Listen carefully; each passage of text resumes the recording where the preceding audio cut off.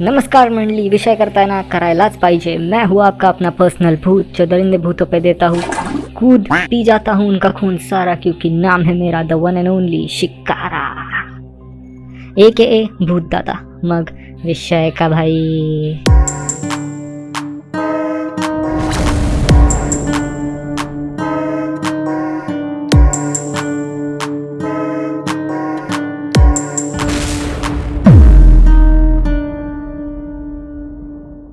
तो मित्रांनो, आ चुके हैं हम वापस हमारे इन कोमल कोमल हाथों से हमारे इस छोटे से दिमाग को सटकन कान फड़ेक देने के लिए हमारे इस भूतकास्ट पर, जिसका नाम है बियर विद भूत।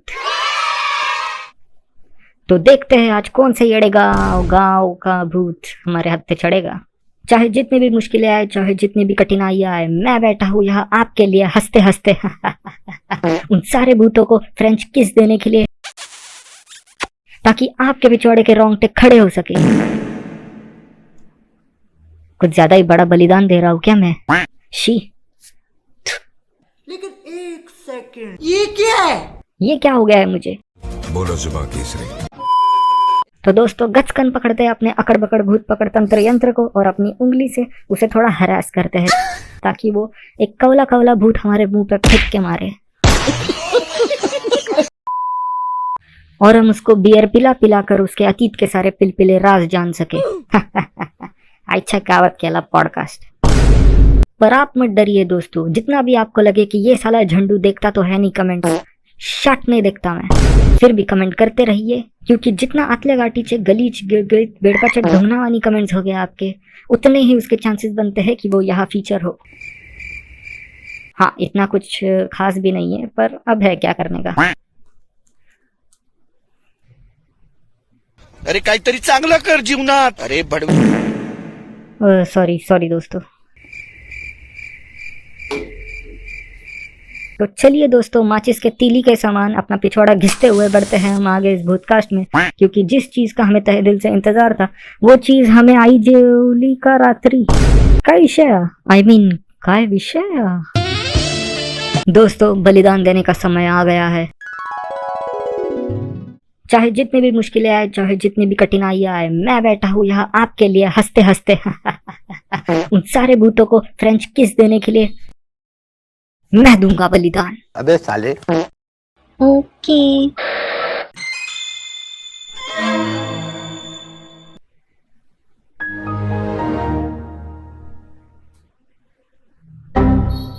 चीटिंग करता है तू, चीटिंग करता है तू। तो दोस्तों, मेरे जैसे धड़धाकट भूत का दिल जो सदियों से रुका हुआ है, उसे वापस धड़काकर कचकन रोकने का दम सिर्फ एक ही भूत में है। तो दोस्तों, स्वागत करते हैं हम हमारे इस भूतकास्ट पर भूतों की जानवी कपूर का, the one and only Yakshi ji. तो कैसी है आप यक्षी जी? Call me Sheela. शीला? वो तो मुझे हुई रहती अभी। तो शीला जी कैसी हैं आप? जैसी आपको शुरुआत में लगी थी भूत दादा। अरे थाम रे बाबा, दादा पादा। अरे आप कहाँ दादा वादा बोल रही है? ठीक है तो फिर शिकारा जी ठीक है, या आई शुड कॉल यू शिक्कू जी? शीला जी आप भी ना, आपके सामने तो मुन्नी हक दे। हर बार कैसे हक देता हूँ यार मैं। मेरा मतलब शुरुआत में तो आपने प्राण ही ले लिए थे इस भूत के, और उसके बाद गाना सुनेंगी आप? झूठ बोल रहा है। जान फाड़ दी उसके बाद, और क्या। बड़ी नोटी है शीला जी आप। सुरेश ढूंढने कह रहे हैं सौचपुरा से कि माँ कसम भूत दादा, मैं आपकी जगह होता तो अब तक कार्यक्रम कर दिया। मदर फादर नहीं है कह रहे तेरे घर पे? साले सुरेश ढूंढने, तेरा सुरेश अलग करके ढूंढने पे ऐसा लात डालूंगा ना, सुरेश हगले हो जाएगा।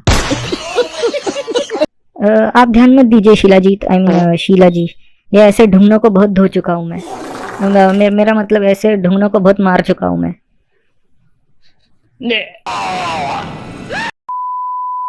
शीला जी, मेरी एक पर्सनल रिक्वेस्ट है कि प्लीज आप उस पहले वाले रूप में वापस आ जाइए, इसमें मजा नहीं आ रहा है।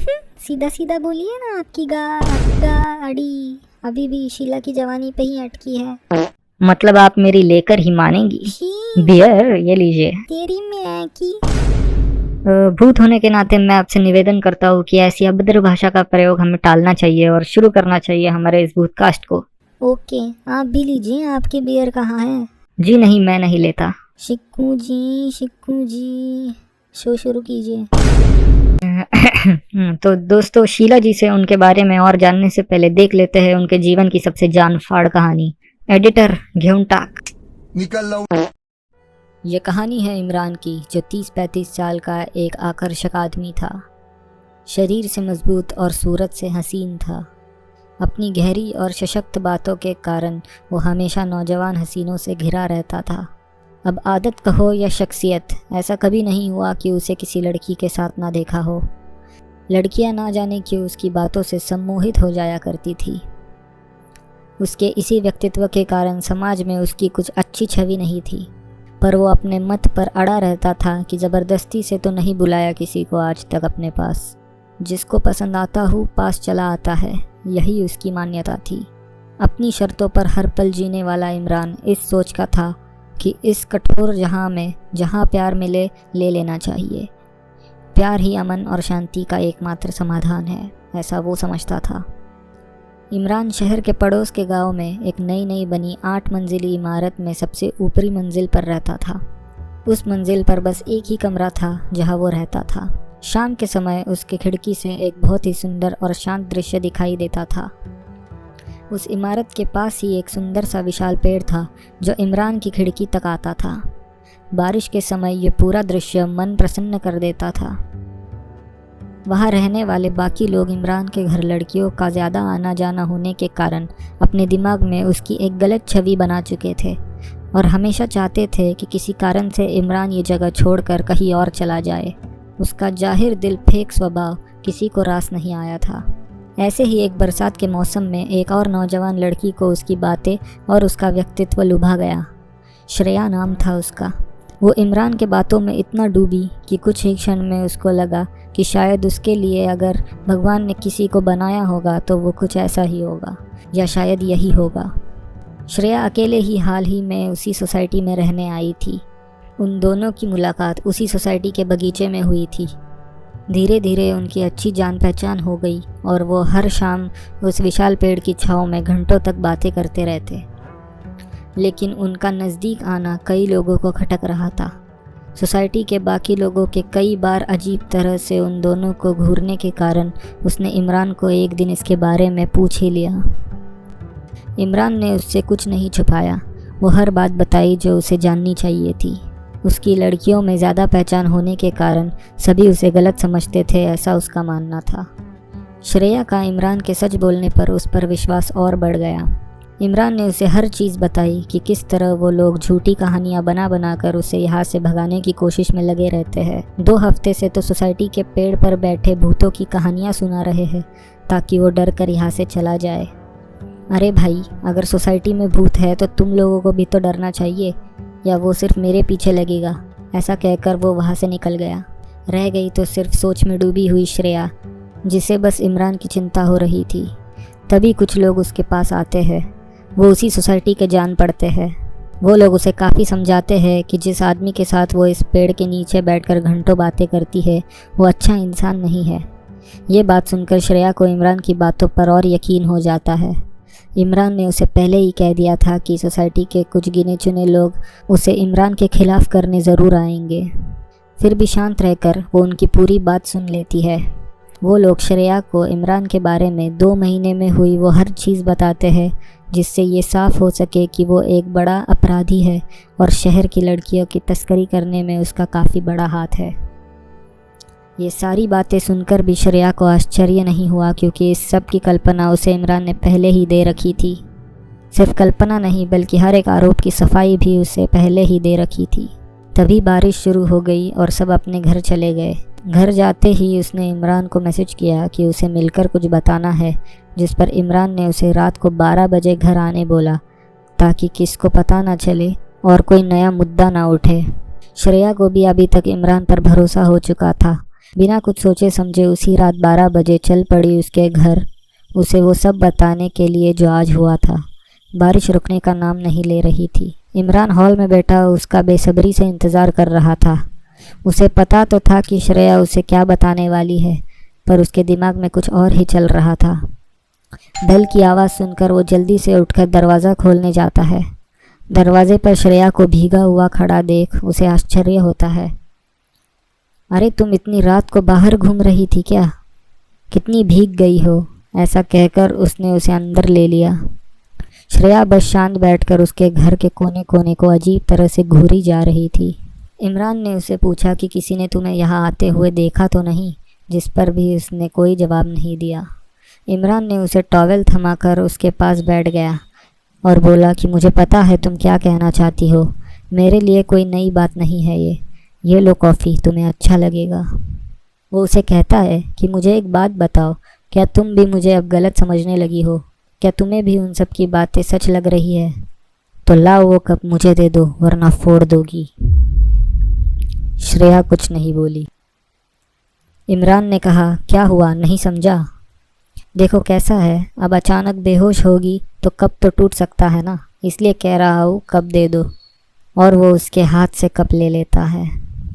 श्रेया अब समझ चुकी थी कि इमरान के खिलाफ हुई सारी बातें सच थी। अब वो बस शांत बैठकर उसे घूरी जा रही थी। उतने में इमरान ने कहा, अरे कुछ तो बोलो। देखो मैं कोई गलत इंसान नहीं हूँ, सबकी अपनी अपनी मजबूरियाँ होती है और अपने अपने मकसद। तुम डरो मत, मेरी तरफ से मैं तुमको यकीन दिलाता हूँ कि सबसे अच्छी जगह भेजूँगा तुम्हें, लाइफ बदल जाएगी। अब एक काम करो, जल्दी से बेहोश हो जाओ क्योंकि आज रात को ही निकलना है। उतने में उसे उसके फ़ोन पर एक मैसेज आता है। वो मैसेज और किसी का नहीं बल्कि श्रेया का होता है। मैसेज पढ़कर इमरान हंस पड़ा। श्रेया की ओर देखकर बोला, आज नहीं कल आऊँगी। और कितनी बार आओगी मैडम? कल तक तो देश छोड़ चुके होंगे हम। अच्छा ये तो बताओ तुम भीगी कैसे, और किसी ने देखा तो नहीं तुम्हें यहाँ आते हुए? श्रेया खिड़की से बाहर पेड़ की ओर उंगली करके कहती है, उसने देखा था, और बेहोश हो जाती है। जैसे ही इमरान खिड़की की ओर नज़र घुमाता है तो क्या देखता है? एक बेहद डरावनी शक्ल की लंबी चौड़ी औरत खिड़की के सामने वाले पेड़ की डाल पर बैठी इमरान को अपनी भयंकर लाल आंखों से गुस्से से घूर रही थी।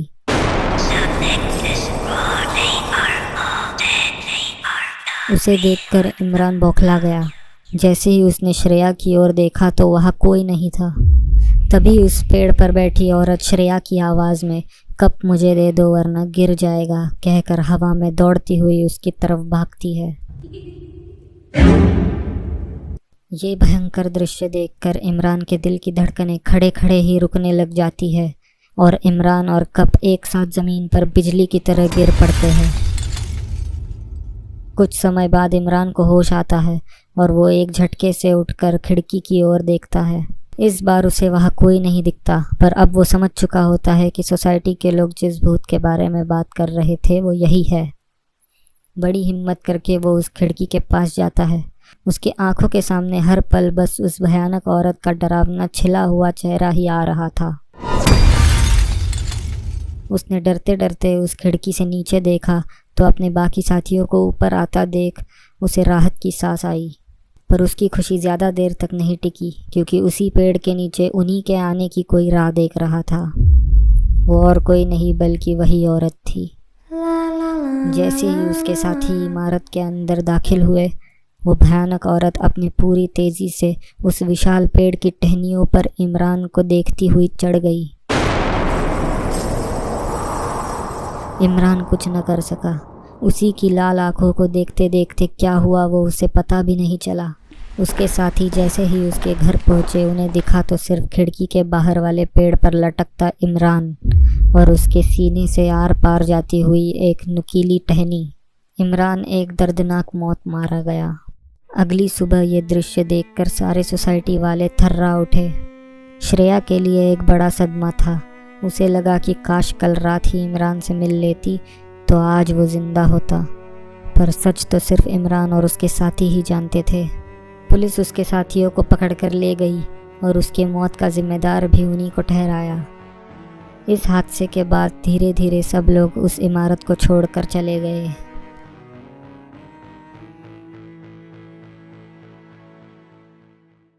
आईच्या गावात हानला इमरान। वाह वाह शीला जी वाह, जान फाड़ मजा आ गया। जिंदा दरिंदे होते हैं ऐसे लोग। सही किया आपने, बिल्कुल सही किया। अब क्या बताऊं शिक्कू जी, इन जैसे बहुत है इस दुनिया में। सही किया आपने। इन सालों के पिछवाड़े में लकड़ा डाल के पेड़ पे उल्टा लटका देना चाहिए। मधुमक्खियां कंफ्यूज हो जाएंगी छत्ता कौन सा है। शांत शिक्कू जी शांत, इतना स्ट्रेस मत लीजिए। तो यक्षी जी अपने बारे में हमारे दर्शकों को कुछ बताइए। मेरा नाम शीला है। मैं एक यक्षी समाज से आती हूँ। यक्षी वो होते हैं जो, अगर आपकी भाषा में कहूँ शिक्कू जी, तो जो दरिंदे और नादान परिंदे दोनों होते हैं। आसान शब्दों में कहा जाए तो भगवान के भूत होते हैं हम। अन्याय सहन नहीं होता हमें। औरतों पर हाथ डालने वाले की उंगलियां नहीं काटते, मारते हैं उसकी कान में कुछ चला गया मेरे, एक सेकंड। हाँ तो ये बताइए शीला जी कि आप यक्षी कब और कैसे बनी। यक्षी बनते नहीं, बनाए जाते हैं। किसी भी स्त्री के साथ कोई कुछ गलत करता है तो मृत्यु के बाद उसको यक्षी बना दिया जाता है, ताकि वो बाकी जिंदा स्त्रियों की अनजान बनकर मदद कर सके। और ऐसे ही पुरुषों को बनाते हैं यक्ष। आप भी इमरान के नापाक इरादों की शिकार हुई थी ना। हाँ, बाकी लड़कियों का पता नहीं, पर मैं भी श्रेया की ही तरह एक साफ दिल की नादान लड़की थी। इमरान में एक अच्छा दोस्त देखा था मैंने। धीरे धीरे उससे प्यार करने लगी थी मैं। तब वो नया नया इस शहर में आया था। उसने मदद मांगी और मैंने ना नहीं कहा। बातें होती रही, प्यार होता गया। जिस इमारत की 8वीं मंजिल पर इमरान रहता था, वहाँ पहले मैं रहा करती थी। पर एक दिन उसकी सच्चाई मुझे पता चल गई, पर तब तक बहुत देर हो चुकी थी, क्योंकि तब तक वो मुझे अनजाने में बेहोशी की दवा पिला चुका था। मेरे पास और कोई रास्ता नहीं था। दौड़ के उस खिड़की से सामने वाले पेड़ पर कूद पड़ी, पर जो होना था वो मोए मोए तो हो ही गया। उसी पेड़ की टहनी ऐसी जगह घुसी कि आज तक दर्द होता है। सबको लगा कि मैंने सुसाइड कर ली और इमरान वहाँ से भाग गया। फिर उसने कुछ दिनों में वही मकान ले लिया, क्योंकि अब वहाँ कोई और नहीं रहना चाहता था। साले ने फ्री में मेरे नाम का कूपन कोड यूज़ कर लिया। इस इमरान की माँ की। चुप चुप हो जाइए आप, अब सब खत्म हो चुका है। अरे पर आप भी खत्म हो गई, उसका क्या। हाँ ना बहन, मेरा मतलब हो गया सो हो गया, अब परेशान होके क्या फ़ायदा। पर शीला जी बड़ा ही नेक काम कर रही है आप। इसी काम के लिए हम सब की तरफ से मैं आपका तहे दिल से आभार प्रकट करता हूँ। शुक्रिया शिक्कू जी, शुक्रिया। आपको भी धन्यवाद। आपकी वजह से मैं अपनी कहानी लोगों तक पहुंचा सकी और अपनी प्रजाति को यहाँ प्रस्तुत कर सकी। धन्यवाद शीला जी। ढुंगेश चाटे कह रहे हैं आप दोनों की जोड़ी बहुत अच्छी है, हम आपको और देखना पसंद करेंगे।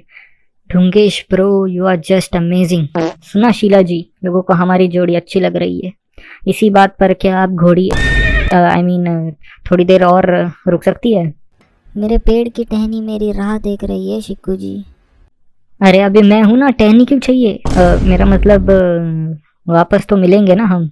60% मिलेंगे शिक्कू जी।